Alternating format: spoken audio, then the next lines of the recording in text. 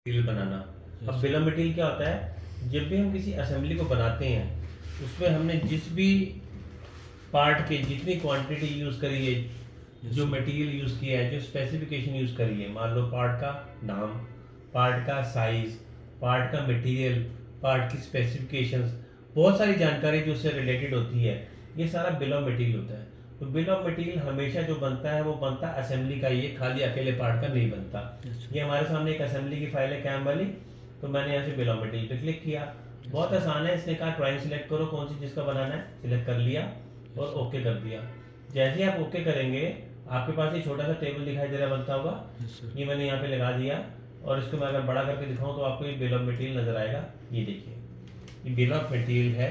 इसमें इसने बताया कि आपने यहाँ ये जो बनाया था, इसको बनाने में आपने 3 पार्ट का यूज किया।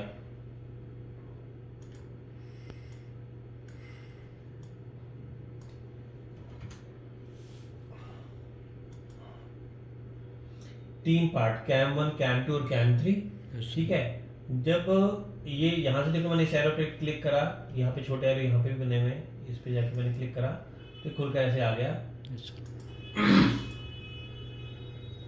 जब हम यहाँ से किसी पार्ट को सिलेक्ट करते हैं, जैसे मैंने पार्ट नंबर 2 सिलेक्ट करा, आपने देखा ड्राइंग में हाईलाइट दिखाई दे रहा है। Yes sir. फिलहाल हमारा पार्ट नंबर 2 सिलेक्टेड, इसलिए इसने पार्ट 2 हाईलाइट कर दिया। अगर मैंने पार्ट 1 को सिलेक्ट करा, मतलब जो भी पार्ट आप सिलेक्ट करेंगे, कहने का मतलब ये है, इसको थोड़ा सा बड़ा कर लेते हैं, जो भी पार्ट मैंने यहाँ से सिलेक्ट करा ये उसी को हाईलाइट करा, ये देखो। Yes sir. तो अगर आप ये समझ नहीं पा रहे कि कौन सा पार्ट है, तो सिलेक्ट करने पे हाईलाइट हो रहा है। Yes sir. पता चल रहा है। ये इसे हम कहते हैं बिल ऑफ मटेरियल। इसको मैं थोड़ा सा बड़ा कर दूं यहाँ से ऐसे, ठीक है। इसके भी साइज को आप छोटा बड़ा रीसाइज कर सकते हो, ये मैंने आपको बताया था। अगर आप इसमें कुछ और ऐड करना चाहते हो, मान लो कि इसमें तो इसने जानकारी यही दी थी सिर्फ, अब मुझे लगा इसमें मटेरियल भी ऐड करना है कि कितना मटेरियल, तो हम क्या करेंगे, यहाँ पे जाके राइट क्लिक करेंगे और इंसर्ट में से एक column to the right add कर देंगे। हो गया, ये कॉलम ऐड हो गया। ऐसे अगर आप column to the left add करना चाहते थे तो कॉलम टू द लेफ्ट भी ऐड हो सकता था। ये तो हमने कर दिया। यहाँ क्लिक करा, यहाँ पर आप देखेंगे कि अब मुझे जो भी लिखना है यहाँ पे मैं वो टाइप कर दूँ। ये देखिए आ गया। Yes sir. तो जो भी मुझे ऐड करना है वो हम यहाँ से लेके कर सकते हैं। जब आप इसको लेते हैं, नया ऐड करते हैं, उस समय यहाँ पे एक ऑप्शन आती है जिसमें पहले से बने बनाए कुछ हैं। जैसे इसमें पहले से आपको दिया हुआ है कस्टमर, प्रॉपर्टी, यूनिट मेजर, ये सब दिए हुए हैं। इनमें से कुछ लेना तो ये ले लो। जैसे कंपोनेंट रेफरेंस लेना तो मैंने ले लिया। इसमें ये पार्ट नंबर था, ये तो ऑलरेडी था ही, मैंने यहाँ से कंपोनेंट रेफरेंस ले लिया तो कंपोनेंट रेफरेंस आ गया। समझ गए? कुछ तो रेडीमेड दी हुई है ऑप्शन इसमें। और अगर आप चाहो तो अपने आप से भी आप जो ऐड करना चाहो कर सकते हो। इसमें हम रिमार्क्स लिखते हैं, डिस्क्रिप्शन लिखते हैं, बहुत कुछ लिख देते हैं। कुल मिला के यहाँ से देखो हमने जो पार्ट बनाया था, इस पे तो नंबरिंग हमने 1 2 3 4 कर दी। Yes sir. लेकिन इसकी सारी जानकारी तो यहीं इस टेबल से पढ़ने को मिलेगी ना हमें। Yes sir. ठीक है, ठीक है। Yes sir. ये हमारा बिल ऑफ मटेरियल कहलाता है, जिसे हम रिपोर्टिंग भी कहते हैं। तो टेबल में आपने जनरल टेबल देखा, होल टेबल है। अगर हमने अपनी ड्राइंग में कहीं पे होल का यूज किया गया है, अगर जैसे मैंने शीट नंबर 1 लिया, ये आपको याद होगा, इस वाले को बनाने के लिए मैंने यहाँ से होल टेबल का ऑप्शन लिया। आप यहाँ से होल सिलेक्ट कर लो, ओके करेंगे हम। तो देखो यहाँ पे अपने आप स्पेसिफिकेशन आ गई, जो आपने होल बनाए थे उसके बारे में ये अपने आप जानकारी, टेबल अपने आप बना के देगा।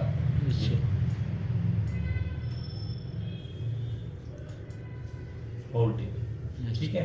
तो टेबल में ऑटोमेटिकली बना के देता है। हमें यहाँ तक करना है जनरल टेबल, होल टेबल और बिल ऑफ मटेरियल। बाकी चीज़ें हम बाद में करेंगे जब हम शीट मेटल पे काम करेंगे। तो इसको हम ले लेते हैं फुल। इसके बाद हम बात करते हैं अगली चीज़ जिसको हम कहते हैं फॉर्मेट। फॉर्मेट में जैसे आपने भी पूछा था कि नीचे के ये टाइटल बॉर्डर है, ये सब तो स्टैंडर्ड दिया हुआ है। और जब हम किसी कंपनी में काम करेंगे तो वहाँ पे वो हमारे हिसाब से होगा। तो हमें क्या करना है इसके लिए, ध्यान से देखिए। मैंने यहाँ से शीट नंबर 3 को खोला, इस पर राइट क्लिक करा, यहाँ पे नंबर 1 ऑप्शन है एडिट शीट फॉर्मेट, इस पर क्लिक किया। जैसे मैंने क्लिक किया तो हमारी सारी ड्राइंग गायब हो गई और केवल हमारे पास ये रह गया टाइटल सील और टाइटल बॉर्डर। अब मैं इस हिस्से को बड़ा कर देता हूँ, क्योंकि मुझे इस पर काम करना था, मैंने इतने हिस्से को बड़ा कर दिया। ठीक है जी, और देखो बड़ा कर दिया इसको मैंने। अब आपको जो चेंजेस करने हैं वो कर लो। जैसे मान लो कि मुझे ये लाइन नहीं चाहिए थी, मैंने इसको मिटा दिया, मिटा दिया। आपको ये लाइन छोटी करनी थी, आपने इसको लिया, पॉइंट को लेके पीछे कर दिया, ये यहाँ तक कर दिया।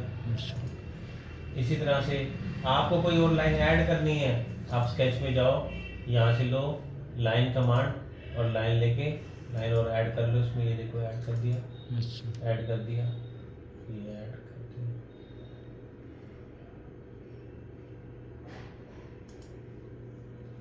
आपको टेक्स्ट वगैरह लिखना था कुछ, तो अब यहाँ से जाएंगे और टेक्स्ट, ये रहा हमारे पास इसमें टेक्स्ट का ऑप्शन। आप जो लिखना चाहते हैं इसमें हम टेक्स्ट मैटर भी लिख सकते हैं। एनोटेशन में मैंने आपको बताया था, ये रहा टेक्स्ट। यहाँ से जाके आप सीधा नोट पे जाओ, टेक्स्ट ले लो। आपको टेक्स्ट चाहिए बिना किसी उसके लीडर के, तो नो लीडर कर लो। ये आ गया पॉइंट, यहाँ पे जाओ, जो लिखना है वो लिख दो। तो हम अपने हिसाब से कर रहे हैं जो कर रहे हैं, है ना। ये हो गया, ये देखो आपने लिख लिया, जहाँ जहाँ आपको ये चाहिए था वो आपने लिख लिया अपने हिसाब से। दूसरी बात, अगर आपको जैसे इसमें कंपनी का लोगो भी होता है, तो हम यहाँ पे गए इंसर्ट में और यहाँ से जाके मैंने सिलेक्ट कर लिए पिक्चर।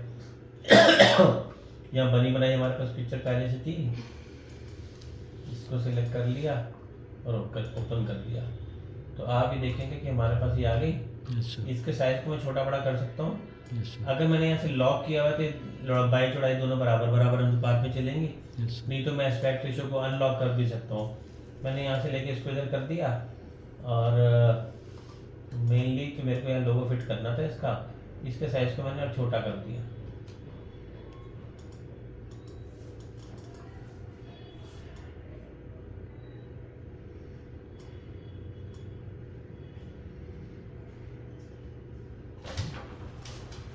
ठीक है, यहाँ से मैंने इसको छोटा कर दिया। ये देखो,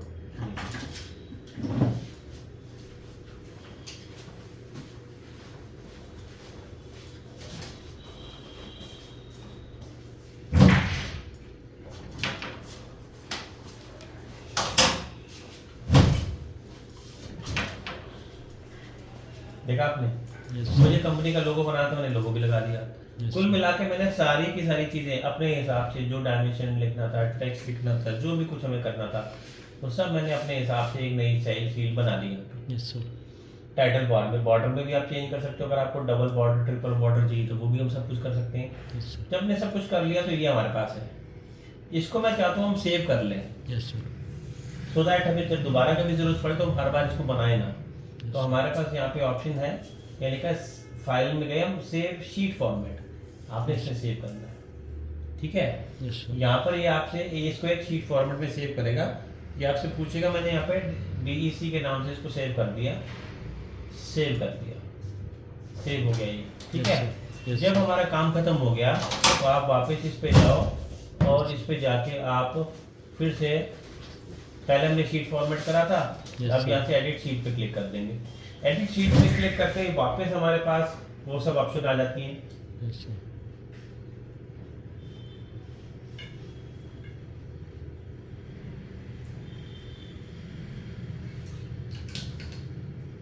अगर शीट पे काम करना है तो ये सब, और अगर शीट फॉर्मेट पे काम करना है तो वो आपने उसको सेव कर ही लिया था, है ना।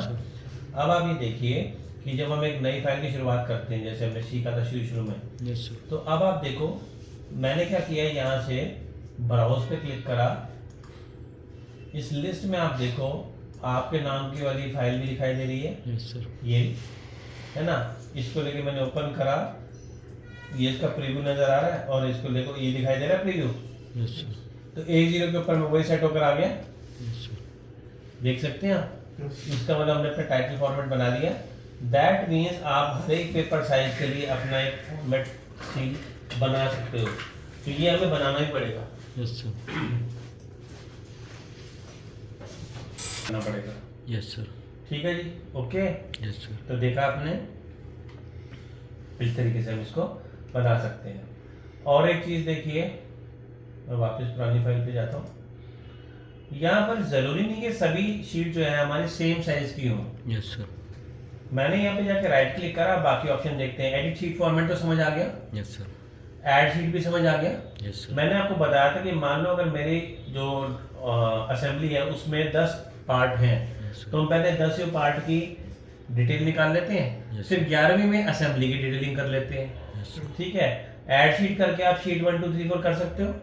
Yes sir. यहाँ पे हमारे पास रीनेम का भी ऑप्शन है। अगर मैं डायरेक्ट पार्ट का नाम दे दूँ तो ज़्यादा आसान होगा ना मेरे लिए पहचानना। Yes sir. तो मैं यहाँ पे जो नाम देना चाहूँ अपने पार्ट का, पार्ट 1 पार्ट 2 पार्ट 3, जो नाम देना चाहते हो आप दे सकते हो, रीनेम कर सकते हो। ऐसे तो कुछ समझ आएगा नहीं। तो हमें शीट फॉर्मेट समझ आ गया, ऐड शीट समझ आ गया। कॉपी में क्या है, ये वाली शीट को मैंने कॉपी करा और यहाँ पे जाके हम इसी को पेस्ट कर देंगे, तो एज इट इज मेरे को ये शीट मिल जाएगी। वो आपसे पूछ रहे हैं कि ये जो आप कर रहे हो इसको इस वाली शीट के पहले लगाना है या बाद में लगाना है, लास्ट में लेके चलना है। मूव पे एंड कर दिया और ओके कर दिया, तो लास्ट में दिखाई देने लगा। उसने कहा कि आप इसका रीनेम करना चाहते हो, हमने कहा करना चाहते हैं। देखा आपने, वही शीट को कॉपी करके लास्ट में ले आया है। ठीक, तो हम इसको कॉपी भी कर सकते हैं। तो देखा आपने, यहाँ पे ऐड हो गया और वो हो गया, एडिट फॉर्मेट हो गया, एडिट शीट हो गया, कॉपी पेस्ट डिलीट हो गया, रीनेम हो गया। अब प्रॉपर्टीज पे आते हैं, इंपॉर्टेंट है। प्रॉपर्टीज में जब आप जाते हैं, पहली बात तो ये कि हम जो काम करते हैं थर्ड एंगल प्रोजेक्शन में करते हैं। अगर आपसे ये बोला जाए कि फर्स्ट एंगल प्रोजेक्शन में काम करना है, तो यहाँ से फर्स्ट लेंगे और आप इसको लेके ओके करेंगे, व्यूज बदल गए। Yes sir. फिर से देखो, प्रॉपर्टीज में गए, मैंने यहाँ से लेके थर्ड एंगल प्रोजेक्शन लिया, यही चलता है इंडिया में। ओके करेंगे तो व्यू बदल के अपने आप इसके अंदर चेंजेस कर देगा, हमें सोचने की जरूरत नहीं है। दूसरी बात, यहाँ पर आप देखो हमारी जो शीट है ये आपने A0 ली थी। अगर आपको लगता है कि मेरा को A1 पे काम करना था, तो आप A1 सिलेक्ट कर लो और ओके कर दो और यस कर दो। तो ऐसा करने से ये क्या हो गया, ये तो क्या होना ही था। अब जब आप उस मटेरियल को यहाँ पे लेकर आ रहे हो, तो ये तो होना ही था ना कि शीट छोटी हो गई, वो तो A0 के हिसाब से सेट था। Yes sir. है ना। तो मतलब आप जरूरी नहीं कि सभी शीट सेम साइज की हो, A1 A2 A3 A4 A5 या कस्टमाइज साइज भी हो सकता है आपका। कहाँ से करेंगे, प्रॉपर्टीज में जाके। बात समझ आ गई। Yes sir. यहाँ स्केल भी है। अभी स्केल था 2:1 का, मैंने इसका स्केल कर दिया 1:1 का और ओके करा। ठीक है, तो हमारी इसका ये जो हमने व्यूज बनाए हैं इसको मैंने सिलेक्ट करा और व्यू का स्केल चेंज करना है, तो वो आप यहां से जाके चेंज कर सकते हो। ये देखो, देखा जैसे मैंने इसको 1:2 किया, सारा छोटा हो गया। पेरेंट व्यू मैंने चेंज करा था तो उसका रिफ्लेक्शन सब में। तो अगर मेरे को मान लो इसको छोटा करना ही था, हमें लगा कि इसको शीट्स को तो चेंज करना ही पड़ेगा हमें, तो आप ऐसे करोगे ना, फिर स्केल भी चेंज करना पड़ेगा ना। ये देखो,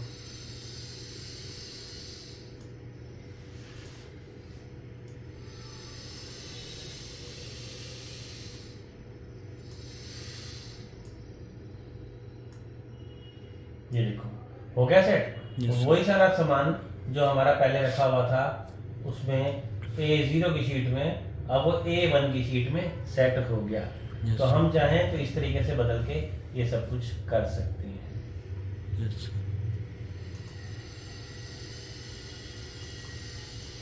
इसके लिए भी हम गए थे प्रॉपर्टीज में, हमने व्यू पे जाकर राइट क्लिक करा और इसकी प्रॉपर्टीज में चले गए। प्रॉपर्टीज में जाके ये सब आपको ऑप्शन मिल जाते हैं।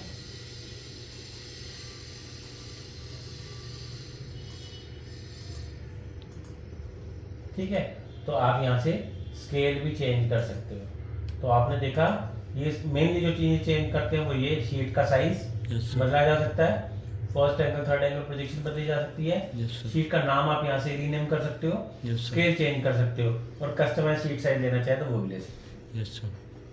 ठीक है, एडिटिंग अगर हमें करना हो किसी भी चीज में तो वो भी बहुत आसान है। ऑटोकैड के जैसे आपने कोई डायमेंशन लगाई हुई है, उसमें आपको एडिटिंग करनी है, जैसे डायमेंशन लगाई हुई है आपको एडिटिंग करनी है, आप इस पर सिलेक्ट करो, इसकी सारी ऑप्शंस आ जाएंगी, जिसे मैंने डिटेल में आपको पहले ही समझाया था। Yes, sir. किस तरह से हम इसमें टॉलरेंस चेंज करते हैं, नया स्टाइल कैसे बनाते हैं, सिखाया था नहीं सर मैंने यस आपको? Sir, yes sir. तो वो सब आप यहाँ से कर सकते हो, जो भी आप चाहो। अगर आप चाह रहे थे कि हम टेक्स्ट को इसके बीचों बीच ले लें, तो आप कस्टम टेक्स्ट पोजीशन कर दो तो ये बीचों बीच आ गया। Yes, sir. अगर आप चाह रहे थे डॉट वाला ले लें तो डॉट ले लिया, Yes, sir. ओके कर दिया। ये सब हम यहाँ से कर सकते हैं, यस सर। ठीक है। तो ये आपका था ड्राइंग, फॉर्मेट और report.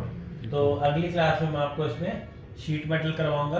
Yes, sir. Sheet metal और सरफेस मॉडल